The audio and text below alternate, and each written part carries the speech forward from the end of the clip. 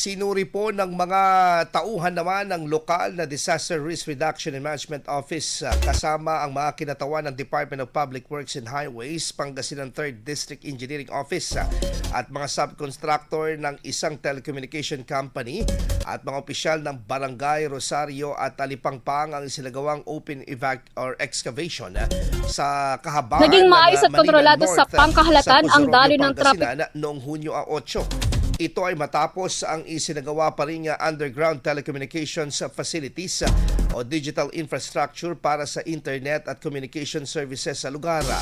Ayon sa ulat, sinuri ang safety measures kaugnay ng posibleng panganib nitong dala sa mga motorista at residente na gumagamit ng kalsada.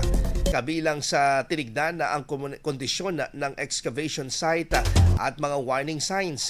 Kaugnay nito, nagsimula na ang proyekto noong Marso 18 at inaasang matatapos sa Oktubre ngayong taon. Ayon sa lokal na DRRM office ng bayan, bukod sa pagpapabuti ng digital connectivity, ay iniwasan din ang mga aksidente at abala sa publiko habang isinasagawa ang nasabing proyekto. IFM News. IFM News. IFM News.